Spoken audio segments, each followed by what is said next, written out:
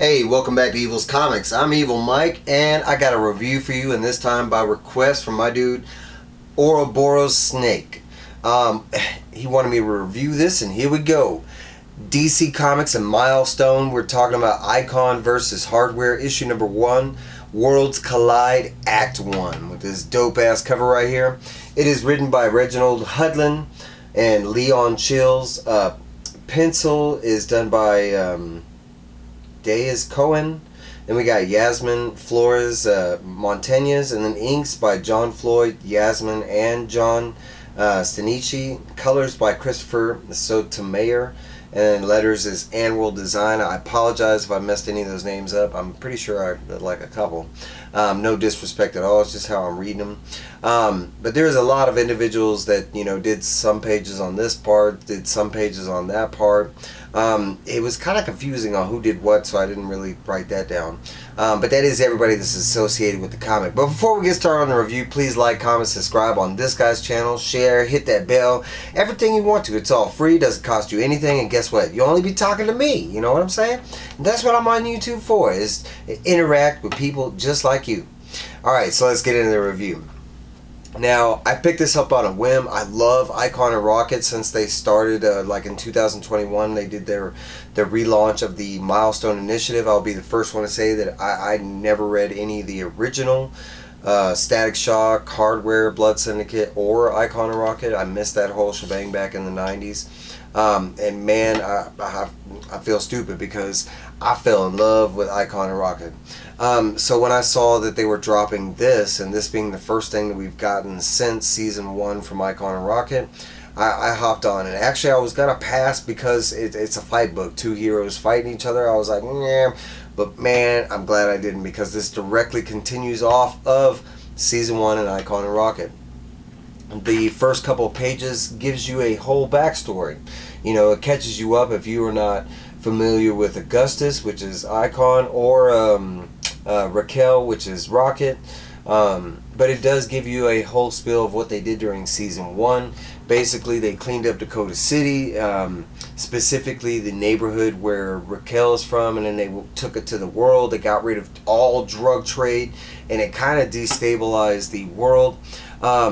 This is actually pretty dope because I did not know that the Milestone Initiative, that all the books were connected. I did read Static, I did read Icon, I did read the first issue of Hardware, but that's it, and I didn't read Blood Syndicate. This kind of catches you up with all that. Not only that, but how all of it was connected. I did not know that Hardware was responsible for the, what was it called? The D-Day bombing, I think it was, on how, Static and all the kids got their powers, and a lot of people died. But they also do fill you out on Hardware side, Curtis Metcalf, and how he got his, well, it's not really abilities, it's armor and tech that he built himself, and he just has this badass set of armor kind of thing. So I was really grateful on that. You talk about getting people into the story that you want them into, and just with a short little catch up like that, heck yeah. Alright, so there's not a lot that really went down. There is and there isn't. We see that Raquel Rocket is in Switzerland. She is in a very nice boarding school, and it is set up by Icon because he wants her to know the other part of the world. She came from very poor background, and so he kind of wants her to get to know the rich class and the socialites and stuff like that. She hates it here. There's nothing but white class, high powered Karens running around, that kind of thing. Now I know that for those of y'all that are not initiative in the Milestone Initiative, race has played a major key factor in it, and it should, right? But definitely here, it predominantly in the beginning. But we get to meet Raquel's roommate, which happens to be the one good person that she meets. It's Beth. We find this tragic backstory on Beth and how she used to have a roommate. The roommate was heavy set and had acne, and she was bullied into, eventually she killed herself. She went suicide, and her roommate, Beth, came home, found it.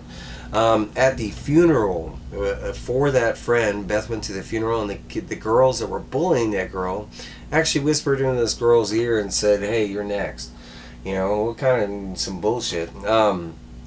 The book jumps over and it catches up with Curtis Metcalf, aka Hardware, and he is basically doing research on Icon. He doesn't get how these pictures from the news and stuff like that are so crystal clear, how there's no wires. He really doesn't understand the powers behind Icon rocket. He sees his tech and how advanced it is, and he's like, they're way more advanced than me. So basically he is doing all his research, and what comes up on the internet is basic stuff, but he is a, like, you know, intelligent individual, and he's basically hacking into FBI servers and stuff like that. And he finds Augustus's real backstory on how he basically has Superman's backstory, but set in like the 1850s. He crash landed during, you know, the slavery era, I want to say, in America, and basically he had to go through all that. But he does have a very similar origin story to Superman. While Hardware is sitting here like learning about Icon, eventually the antagonist that's from him, it's this company, and it's called I think it's called like Avis, because that's brand new for me, that whole part with the Hardware. I'm just gonna call it Avis for now. But basically they send a missile at his like hideout. He has like seconds, and eventually, I mean, you can see he's got like jetpacks and stuff. He just takes off, he downloads everything and moves it to another safe house. Supposedly ever since the end of his book, he's been fighting with this corporation who was responsible for the bombing at A-Day, and they are still trying to kill him, hence the rocket. And supposedly Hardware has multiple safe houses because of the situation. They jump back over to a random scene where on a plane where Icon is actually making out with his like current girlfriend. She is new for me. I don't remember her in season 1. Her name is Zamara or Zyamara. But I don't remember her in season 1. She might have come from the you know, first set, you know, back in the 90s. Fill me in if you know Zamara's backstory, because I do not. That is her right here. But basically there's a conversation about how they were trying to get away from people and have a romantic, you know, and then a plane flew by, and but there's conversation about why Icon sent, you know, Rocket to the kind of prep school or whatever, and it's basically the same things that I've already mentioned: the high class, the socialites. We do get a scene here, and it's Raquel, and she's kind of talking about how she's supposed to be doing good, but yet already we got bullies that are after her and her roommate. It's a whole like cafeteria scene where it's like, hey, you're sitting in my seat, blah blah blah. But this doesn't go down as planned. Raquel basically is like, hey, I'll beat that ass if you mess with us, you know, leave us alone. This girl's like, hey, my parents, like, you know, basically own this school. And Raquel's like, I don't care, you can get me kicked out of the school, I don't want to be here, I'm here for a friend. And she's like, but guess what, and you get me kicked out of the school, I'm still gonna beat that ass all the way down this mountainside, these Swiss Alps, you know, and all the way back up, you know. And after that the bully kind of like left and fled. The book jumps back over to Hardware and what he's doing, and basically he's on his way to Washington, D.C. There's a story of someone that he knew about, Benjamin Banker, and he showed here, but Benjamin Banker is supposedly like this early inventor, land surveyor, astrologist, clockmaker, all this stuff. But supposedly he helped the government with all this like super secret stuff and had a bunch of stuff hidden. Hardware is specifically looking for Icon's ship that he crash landed. While he was researching, he found out that like it was taken to Washington D.C. back, you know, when it was found, and there's no records after that. So Hardware seems to know, like, have a theory on where it is, and sure enough, he kind of does. But upon finding the box where the ship is hidden, it is heavily guarded by like government droids and stuff like that. Hardware does take out the droids, but they end up getting some shots off which actually make it through his armor, and they were using some kind of advanced armor-piercing rounds. As soon as he takes the droids out, some other like Marines or something come out of a hole and basically tell him, hey, put your hands up, or we're going to start firing. He's like, too late, and he basically takes off with the box, and, hoping that the ship is inside. We go back to Raquel and her roommate, Beth, and it's this conversation about like, how did you do that with the bullies and and then basically she tells that story. Hey, you got to stand up, to them. It doesn't matter if you get your ass whooped or whatever, but you're not doing anything. They're just gonna pick on you every day of your life. But you stand up to them, they're gonna give you, some props, or it might get worse. But it's kind of one of those things, and it's one of those heart to heart. And this girl actually kind of seems like she takes it too hard because she's never had anybody like tell her, hey, stand up for yourself, or they're gonna keep picking on you. We go back to Hardware, and he is hurt.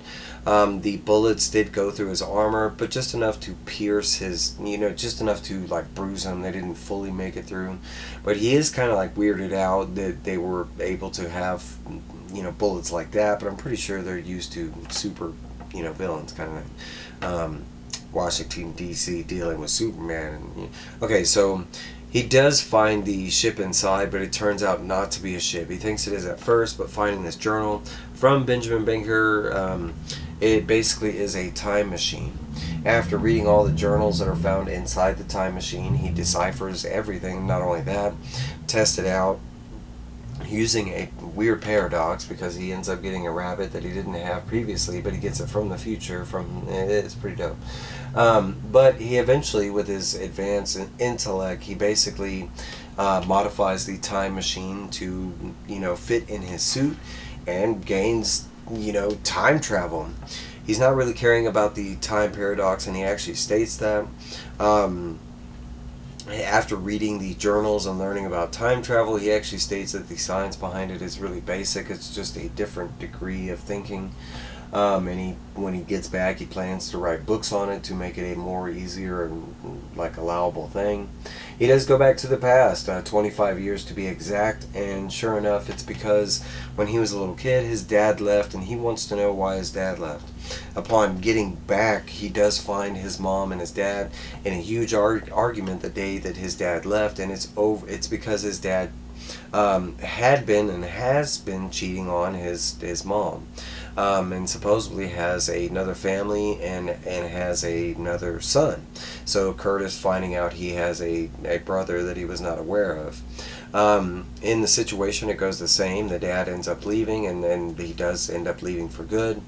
Curtis doesn't leave it there. He, like I mentioned before, he doesn't care about the time paradox.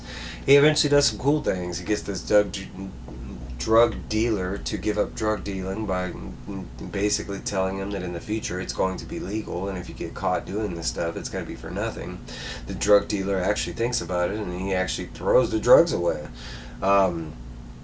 After doing this, Curtis actually goes to the bar, where the last known location that he knew of where his dad was going to end up.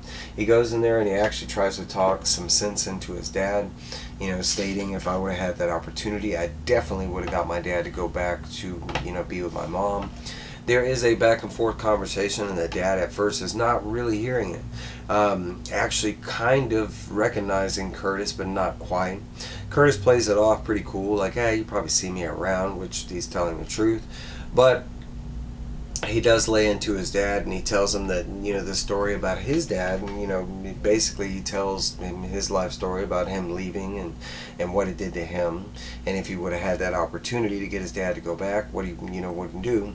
Basically, his dad actually thinks about it, and thanks, Curtis for the conversation, and right before he does that, Curtis time travels back with just saying, you're welcome.